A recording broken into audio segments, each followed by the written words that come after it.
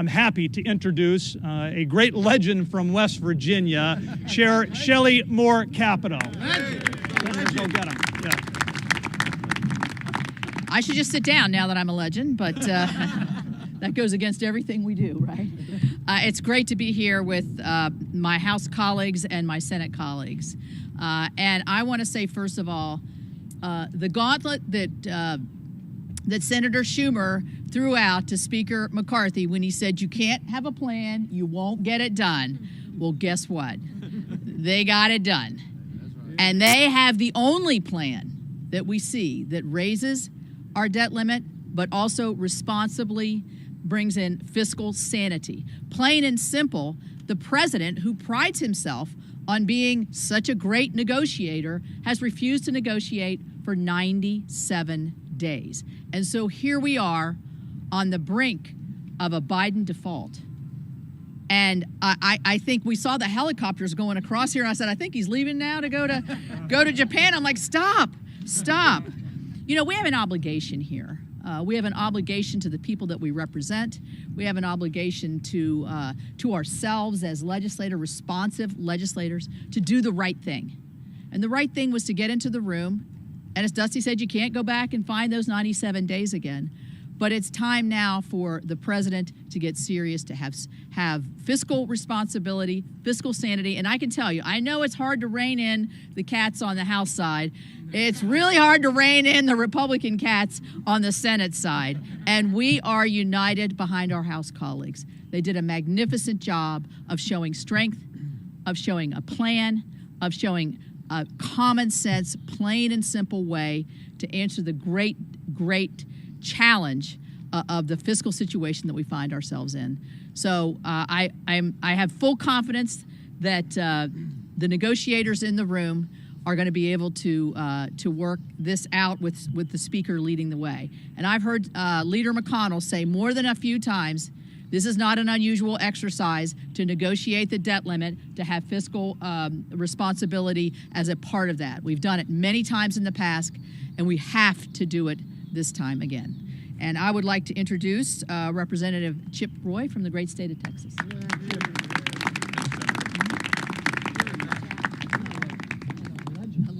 So this is what the west side of the Capitol looks like. Mr. Speaker, thank you. Thank you to the senators who came over. After months of saying he would not, President Biden now has done what we all knew he would do: sit down and negotiate with Speaker McCarthy and the representatives of the people.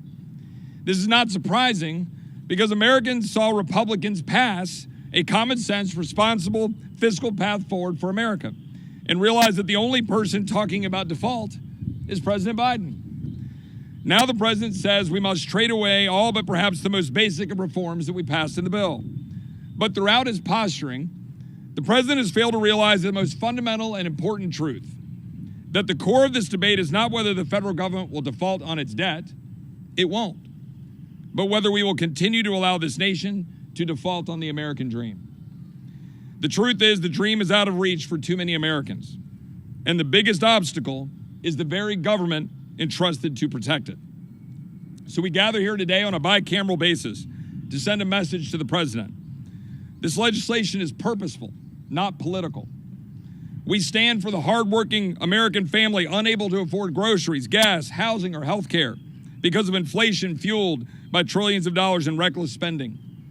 The plumber that never took out a student loan but is now being forced to pay for his neighbor's master's degree, or the veteran paying for a liberal arts major to get the same student loan benefits he earned by risking his life for his country.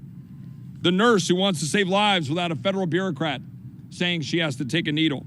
The blue-collar workers watching their way of life sacrificed to the altar of climate fetish, while billions of tax dollars of corporate tax credits go to crony subsidies in the so-called Inflation Reduction Act. The rancher in Texas putting diesel in his truck but forced to subsidize a tech worker making six figures to buy a Tesla hundreds of miles away. Minority and poor taxpayers trying to make ends meet that an expanded IRS audits 3 to 5 times more than other Americans. We're standing up for the Americans who simply want their country back.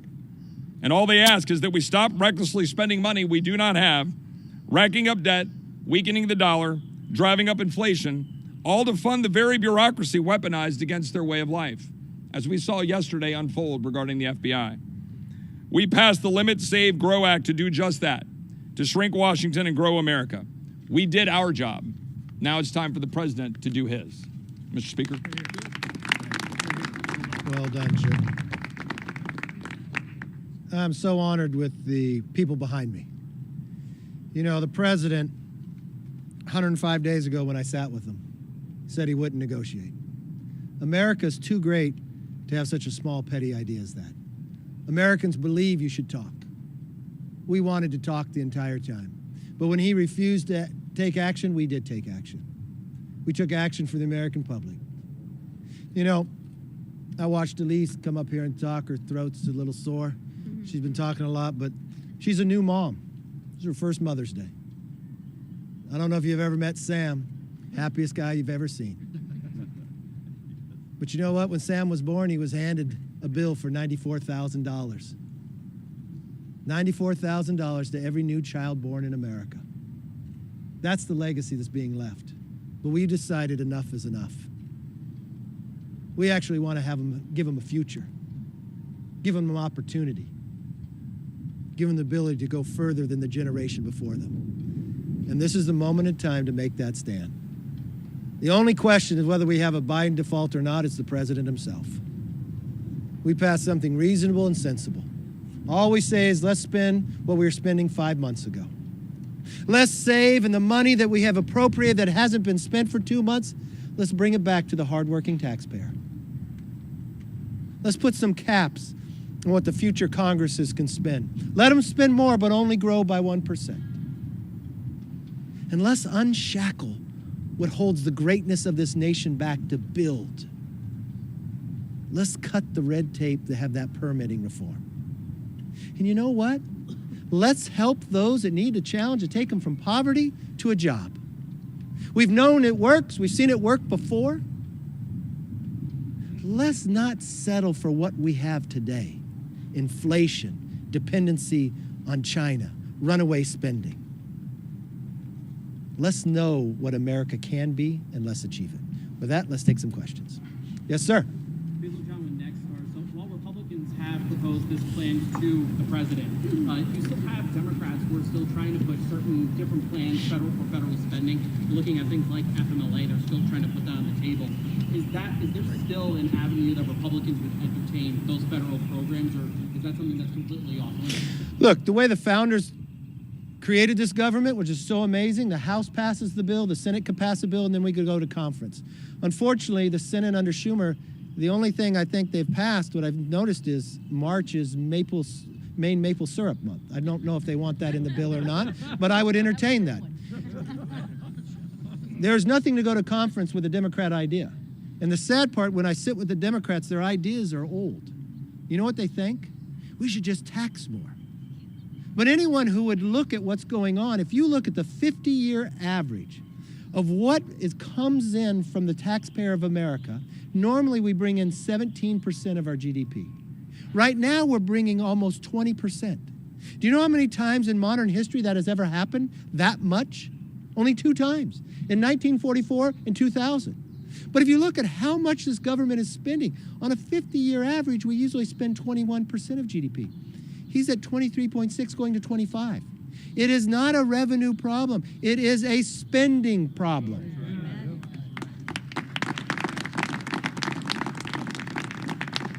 And anytime you want to talk about, these are the people that are defending Social Security and Medicare. Because the Congressional Budget Office says if we go the course that President Biden wants us to go today, 3 trust funds go insolvent in the next 10 years. Never in the history of America have we ever seen a 10-year window like that.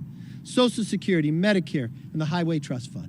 Do you know what happens then? They automatically get cut by more than 20%. Mr. President, stop hiding. Stop traveling somewhere else. America wants an American president focused on American problems, finding American solutions. We have them here for you.